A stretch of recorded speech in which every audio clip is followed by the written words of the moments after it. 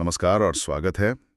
आज हमारे सामने कुछ हाथ से लिखे हुए नोट्स हैं और ये फार्माकोलॉजी मतलब दवाइयों के विज्ञान के कुछ बहुत ही अहम हिस्सों पर हैं। जी हाँ, इनमें एंडोक्राइन सिस्टम की दवाएं हैं, जैसे डायबिटीज, थायराइड, फिर वो हड्डियों की कमजोरी, ऑस्टियोपोरोसिस, स्टेरॉइड्स, काफी कुछ है। बिल्कुल। और साथ में रिप्रोडक्शन से जुड़े हार्मोन्स और ऑटोकॉइड्स भी हैं, जैसे सेरोटोनिन, प्रोस्टाग्लैंडिन्स, हिस्टामाइन, और इनसे जुड़ी दवाएं जैसे दर्द वाली एनासिड्स और गाउट का इलाज। हाँ, नोट्स काफी डिटेल में हैं। दवाइयों के प्रकार, वो कैसे काम करती हैं, उनका मेन इस्तेमाल कहाँ है और साइड इफ़ेक्ट्स क्या हो सकते हैं, सब दिया है। सही। तो हमारा काम आज यही है कि इन जटिल जानकारियों को थोड़ा सरल बनाएं, है ना, और दिलचस्प तरीके से समझें। कोशिश रहेगी कि बातचीत बोरिंग ना लगे। हाँ, बिल्कुल, एक चर्चा की तरह। तो चलिए इन नोट्स में उतरते हैं। शुरुआत करते हैं डायबिटीज मेलिटस से, आम भाषा में शुगर की बीमारी। नोट्स कहते हैं कि मेन प्रॉब्लम या तो इंसुलिन कम बनना है या फिर इंसुलिन का ठीक से काम न करना, मतलब इंसुलिन रेजिस्टेंस। और तीसरा, शरीर से ग्लूकोज का सही से बाहर ना निकल पाना। सही कहा। और इलाज की जो स्ट्रेटजीज हैं, वो इन्हीं 3 चीजों को ठीक करने पर आधारित है। सबसे पहले तो इंसुलिन थेरेपी ही आती है, खासकर टाइप 1 में। टाइप 1, जहां शरीर इंसुलिन बनाता ही नहीं है। अच्छा, ये इंसुलिन थेरेपी, नोट्स में कई तरह की इंसुलिन है, rapid acting, short acting, intermediate, long acting. ये अलग अलग क्यों है? ये सब शरीर की जरूरत के हिसाब से है। जैसे rapid acting, glulisine, aspart, lispro, ये खाने से जस्ट पहले लेते हैं, ताकि खाने के बाद जो शुगर बढ़ती है एग्जैक्टली उसे तुरंत कंट्रोल किया जा सके। ये इंजेक्शन से देते हैं, चमड़ी के नीचे। एक सूंघने वाला भी है, एफ्रिजा। और लॉन्ग एक्टिंग वाले? ग्लार्जिन, डेटेमिर। नोट्स में लिखा है इनका पीक नहीं बनता। इसका क्या मतलब हुआ? इसका मतलब है कि वो खून में धीरे धीरे रिलीज होते हैं और लगभग पूरे दिन मतलब 24 घंटे तक एक लेवल बनाए रखते हैं। अच्छा, इससे फायदा ये है कि शुगर एकदम से बहुत कम नहीं होती, मतलब हाइपोग्लाइसीमिया का खतरा कम हो जाता है। ये बेसलाइन शुगर कंट्रोल के लिए है। समझ गया। और हाँ, रेगुलर इंसुलिन, वो शॉर्ट एक्टिंग वाला, वो खास क्यों है? वो इसलिए खास है क्योंकि उसे नसों में मतलब आईवी दे सकते हैं, जो डायबिटिक कीटो एसिडोसिस डीके जैसी इमरजेंसी में जान बचाने वाला होता है। वो डीके के लिए डीओसी है, ड्रग ऑफ चॉइस। अच्छा, तो अलग अलग इंसुलिन, अलग अलग जरूरतें। ठीक है। अब उन दवाओं पर आते हैं जो शरीर को ज्यादा इंसुलिन बनाने में मदद करती हैं। हाँ, सल्फोनिलयूरिया, जैसे ग्लिमेपेराइड, ग्लिक्लाजाइड। हाँ, ये पैंक्रियाज की बीटा सेल्स को स्टिमुलेट करके इंसुलिन निकलवाती हैं। पर इनका एक बड़ा साइड इफेक्ट है, हाइपोग्लाइसीमिया, मतलब शुगर खतरनाक लेवल तक कम हो सकती है। हाँ, ये तो रिस्क है। आजकल इनसे बेहतर दवाएं भी हैं, जैसे GLP-1 analogues, GLP-1 analogues. एक्जिनाटाइड, liraglutide. इनके नाम तो आजकल वजन घटाने के लिए भी बहुत सुनने में आ रहे हैं। सिर्फ इंसुलिन बढ़ाती हैं, बल्कि भूख कम करती हैं और पेट धीरे धीरे खाली होता है, तो वजन भी घटता है। लिराग्लूटाइड और सेमाग्लूटाइड तो मोटापे के इलाज के लिए अप्रूव्ड भी हैं। अरे वाह, मतलब एक तीर से दो शिकार, शुगर भी कंट्रोल और वजन भी कम। बड़ा दिलचस्प है। हाँ, लेकिन इनके भी साइड इफेक्ट्स हो सकते हैं, जैसे पैंक्रियाटाइटिस का कुछ रिस्क रहता है। ध्यान रखने वाली बात है। अच्छा, एक और ग्रुप है DPP-4 इनहिबिटर्स, जैसे सिटाग्लिप्टन। ये क्या करती हैं? ये दवाएं शरीर में जो नेचुरल GLP-1 बनता है, उसे टूटने से रोकती हैं। मतलब ये GLP-1 का असर लंबा कर देती हैं। ये खाने वाली गोलियां हैं। और साइड इफेक्ट्स? आमतौर पर सेफ है, पर कुछ लोगों को सर्दी जुकाम जैसे लक्षण हो सकते हैं, नेज़ोफेरेंजाइटिस। ठीक है। अब तीसरी स्ट्रेटजी, इंसुलिन के काम को बेहतर बनाना, इंसुलिन रेजिस्टेंस कम करना। यहाँ मेटफॉर्मिन का नाम सबसे पहले है। ये तो बहुत ही कॉमन दवा है। हाँ, मेटफॉर्मिन टाइप 2 डायबिटीज के लिए शायद दुनिया में सबसे ज्यादा इस्तेमाल होने वाली दवा है। ये लिवर से शुगर बनने को कम करती है और मसल्स की इंसुलिन सेंसिटिविटी बढ़ाती है। और इसका बड़ा फायदा ये है कि वजन नहीं बढ़ाती, बल्कि कुछ कम कर सकती है। हाँ। और प्रेगनेंसी में भी इसे सेफ माना जाता है। PCOS में भी देते हैं। इसके साइड इफेक्ट्स? नोट्स में लैक्टिक एसिडोसिस और विटामिन B12 की कमी का जिक्र है। लैक्टिक एसिडोसिस बहुत रेयर है, पर सीरियस हो सकता है, खासकर अगर किडनी की प्रॉब्लम हो। विटामिन B12 की कमी लंबे समय तक इस्तेमाल करने पर हो सकती है, तो मॉनिटर करना पड़ता है। और पियोग्लिटाजोन, वो भी इसी कैटेगरी में थी? हाँ, वो भी इंसुलिन सेंसिटिविटी बढ़ाती थी, PPAR गामा रिसेप्टर पर काम करके। लेकिन अब ब्लैडर कैंसर और हड्डियों के फ्रैक्चर के रिस्क की वजह से काफी हद तक आउटडेटेड हो गई है। समझ गया। और आखिरी तरीका शरीर से ग्लूकोज का निकलना बढ़ाना, SGLT2 इनहिबिटर्स, कैनाग्लिफ्रोजीन, डैपाग्लिफ्रोजीन, ये कैसे काम करते हैं? ये दवाएं किडनी पर काम करती हैं। नॉर्मली किडनी खून साफ करते समय शुगर को वापस सोख लेती है। ये दवाएं SGLT2 इनहिबिटर्स इस सोखने वाले पंप SGLT2 को ब्लॉक कर देती हैं। तो फिर? तो फालतू शुगर पेशाब के रास्ते बाहर निकल जाती है। अरे, ये तो बड़ा स्मार्ट तरीका है। शुगर को फ्लश आउट कर दो। हाँ, और इससे ब्लड प्रेशर भी थोड़ा कम होता है, कुछ वजन भी घट सकता है। और सबसे बड़ी बात, हाल की स्टडीज में पता चला है कि ये दवाएं हार्ट और किडनी को भी प्रोटेक्ट करती हैं। ये तो डायबिटीज के मरीजों के लिए बहुत बड़ी बात है। बिल्कुल। लेकिन हाँ, इनका एक common side effect urinary tract infection UTI का खतरा बढ़ना है, क्योंकि पेशाब में ज्यादा शुगर बैक्टीरिया के लिए मतलब एक तरह से दावत बन जाती है। अच्छा, लॉजिकल हैं। वाह। डायबिटीज की दवाएं कितनी अलग-अलग तरीकों से काम करती हैं। चलिए अब थायराइड हार्मोन की दवाओं पर आते हैं। हाइपरथायरॉयडिज्म, यानी जब थायराइड ग्लैंड ज्यादा हार्मोन बनाती है। नोट्स में 2 मेन दवाएं हैं, कार्बिमाजोल और प्रोपाइलथियोयूरेसिल यानी PTU। क्या फर्क है इनमें? देखिए, दोनों ही थायराइड हार्मोन बनने की प्रोसेस को रोकती हैं, खासकर थायराइड पेरोक्सिडेज एंजाइम को ब्लॉक करके। लेकिन PTU एक एक्स्ट्रा काम भी करती है। वो शरीर में T4 हार्मोन को ज्यादा एक्टिव T3 में बदलने से भी रोकती है, पेरिफेरी में। अच्छा, तो इसका मतलब PTU का असर ज्यादा तेजी से शुरू होता होगा। हाँ, इसीलिए थायरोटॉक्सिकोसिस या थायराइड स्टॉर्म जैसी इमरजेंसी में PTU को प्रेफर करते हैं। लेकिन इसका एक बड़ा रिस्क है लिवर पर बुरा असर, हेपेटोटॉक्सिसिटी। ओह, और कार्बिमाजोल? कार्बिमाजोल का असर थोड़ा धीरे आता है, लेकिन वो लिवर के लिए ज्यादा सेफ मानी जाती है। वो सिर्फ हार्मोन बनने को रोकती है। और प्रेगनेंसी का क्या? नोट्स कहते हैं पहली तिमाही में PTU सेफ है, पर बाद में कार्बिमाजोल। ऐसा क्यों? हाँ, ये बड़ा क्लासिक पॉइंट है। कार्बिमाजोल बाद के महीनों में बच्चे में एप्लेजिया क्यूटिस नाम की एक स्किन प्रॉब्लम कर सकती है। अच्छा। और PTU का जो लिवर टॉक्सिसिटी का रिस्क है, वो माँ के लिए दूसरी तीसरी तिमाही में ज्यादा होता है। इसलिए अक्सर डॉक्टर पहले ट्राइमेस्टर में PTU देते हैं और फिर कार्बिमाजोल पर स्विच कर देते हैं। ये तो बहुत ही ध्यान से मैनेज करना पड़ता होगा। बिल्कुल। ये दिखाता है कि कैसे दवा का चुनाव स्थिति और समय के साथ बदलता है। सही बात है। चलिए अब हड्डियों की कमजोरी, ऑस्टियोपोरोसिस पर आते हैं। नोट्स में 3 तरह के इलाज बताएं। जी, पहला तो है शरीर में मिनरल्स की कमी पूरी करना, कैल्शियम, विटामिन D, ताकि हड्डी बनाने का सामान तो हो। कैल्सिटोनिन हार्मोन का नेजल स्प्रे भी इसी में आता है। ठीक है। और दूसरा? दूसरा तरीका है हड्डी बनाने वाली सेल्स ऑस्टियोब्लास्ट को सीधे सीधे स्टिम्युलेट करना। इसके लिए टेरीपैराटाइड दवा है, जो पैराथायरॉयड हार्मोन का एनालॉग है।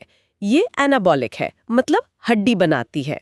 और तीसरा तरीका जो शायद सबसे कॉमन है, वो है हड्डी गलाने वाली सेल्स ऑस्टियोक्लास्ट को रोकना। इसमें बिसफॉस्फोनेट्स का नाम है। बिल्कुल। बिसफॉस्फोनेट्स, एलिंड्रोनेट, जोलिड्रोनेट वगैरह ये ऑस्टियोपोरोसिस के लिए DOC मानी जाती हैं, मतलब फर्स्ट लाइन ट्रीटमेंट। ये दवाएं हड्डी की सतह पर चिपक कर ऑस्टियोक्लास्ट को काम करने से रोकती हैं या उनकी एपोप्टोसिस करा देती हैं, मतलब उन्हें खत्म कर देती हैं। इन दवाओं को लेने का तरीका बड़ा खास है। खाली पेट, खूब सारे पानी के साथ, और फिर आधे घंटे तक सीधे बैठे रहना। ये क्यों? हाँ, ये बहुत जरूरी है। ये दवाएं खाने की नली, एसोफेगस में जलन और अल्सर कर सकती है, एसोफेजाइटिस। तो खाली पेट लेने से दवा जल्दी पेट में जाती है। अच्छा। ज्यादा पानी उसे नीचे ले जाने में मदद करता है, और सीधे बैठे रहने से दवा वापस ऊपर एसोफेगस में नहीं आती। ये प्रिकॉशन लेना बहुत इंपॉर्टेंट है, नहीं तो बहुत तकलीफ हो सकती है। समझ गया, मरीज की सेफ्टी के लिए है। अच्छा, रैलॉक्सिफीन का भी जिक्र है यहाँ, जो एक सर्म है। सर्म क्या होता है? सर्म मतलब सिलेक्टिव ईस्ट्रोजन रिसेप्टर मॉड्यूलेटर। ये बड़ी इंटरेस्टिंग दवाएं हैं। ये शरीर के अलग अलग टिश्यूज में ईस्ट्रोजन रिसेप्टर पर या तो ईस्ट्रोजन की तरह एगनिस्ट काम करती हैं या ईस्ट्रोजन के खिलाफ एंटागनिस्ट, मतलब सिलेक्टिव एक्शन। हाँ, जैसे रैलॉक्सिफीन हड्डियों पर तो ईस्ट्रोजन की तरह काम करके उन्हें मजबूत बनाती है, लेकिन स्तन और गर्भाशय पर ईस्ट्रोजन का असर रोकती है। तो इससे उन अंगों में कैंसर का खतरा नहीं बढ़ता? सही।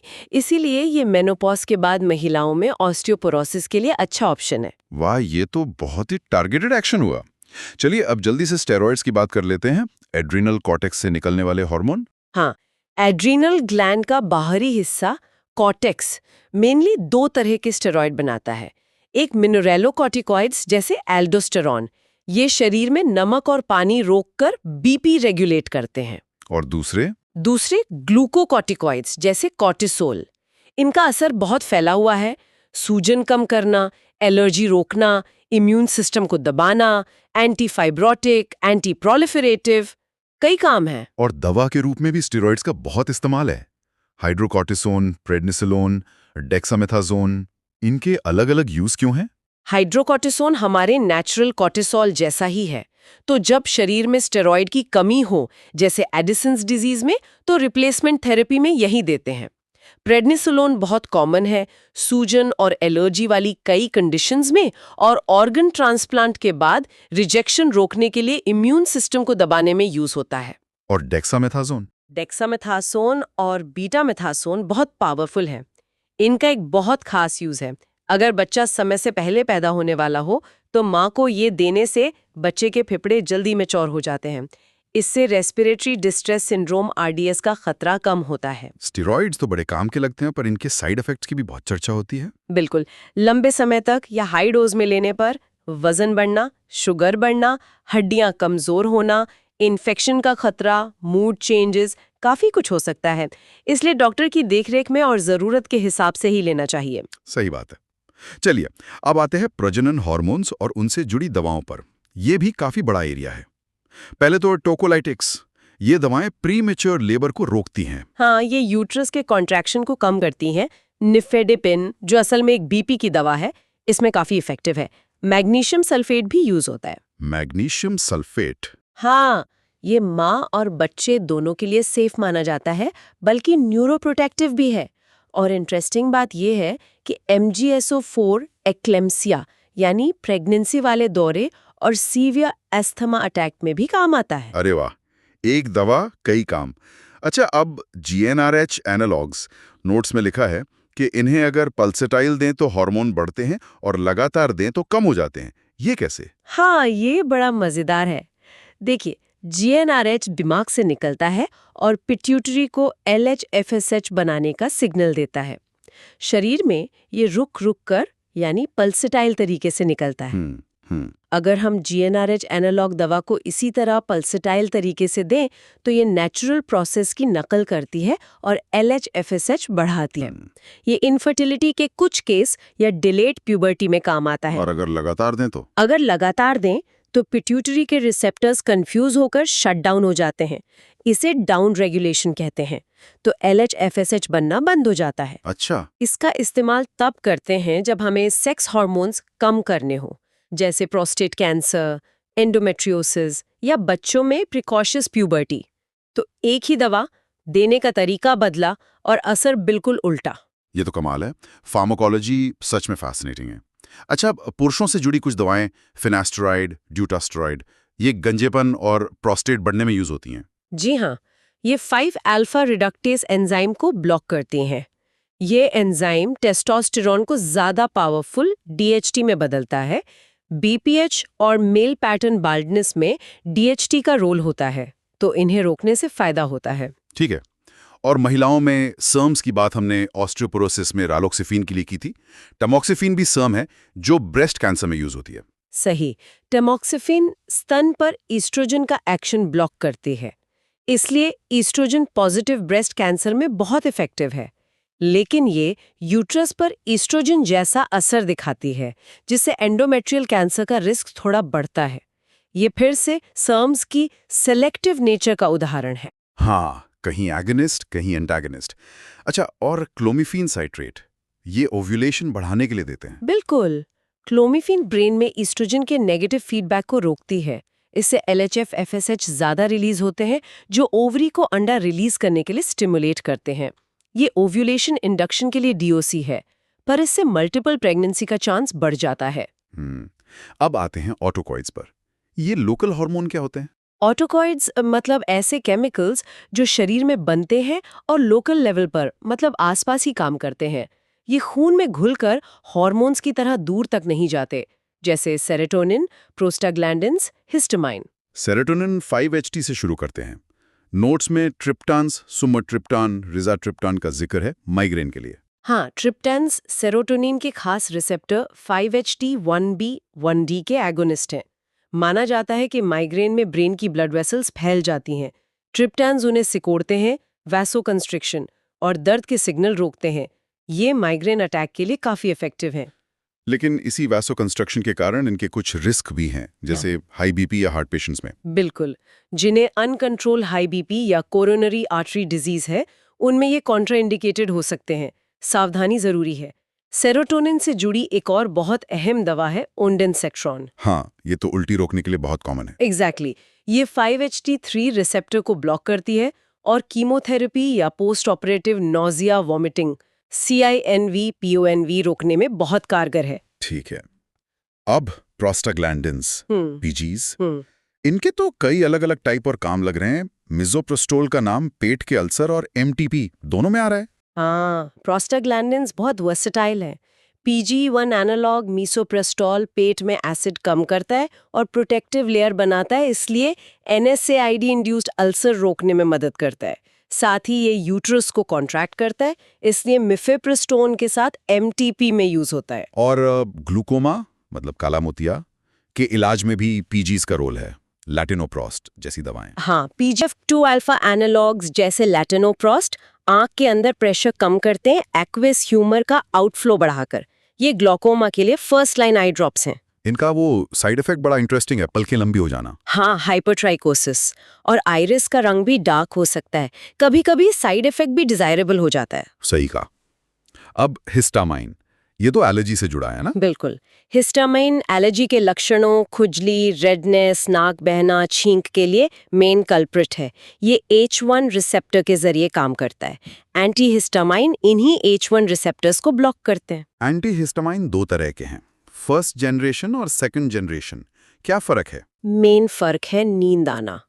फर्स्ट जेन वाले जैसे promethazine, chlorpheniramine blood brain barrier cross कर जाते हैं और ड्राउजीनेस, सिडेशन कॉज करते हैं। इसीलिए इन्हें लेकर ड्राइविंग मना करते हैं। हाँ, और इनमें एंटी कोलिनर्जिक इफेक्ट भी होते हैं, मुंह सूखना वगैरह। प्रोमेथाजीन मोशन सिकनेस में भी बहुत अच्छा काम करती है। और सेकंड जनरेशन वाले जैसे सेटरिजीन, लोराटाडीन, ये BBB कम क्रॉस करते हैं, इसलिए इनसे नींद बहुत कम या नहीं आती और एंटी कोलिनर्जिक साइड इफेक्ट्स भी नहीं होते, इसलिए आजकल एलर्जी के लिए इन्हें ज्यादा प्रेफर करते हैं। ठीक है। और हिस्टामाइन का एक और काम पेट में एसिड बनवाना है H2 रिसेप्टर्स से। सही।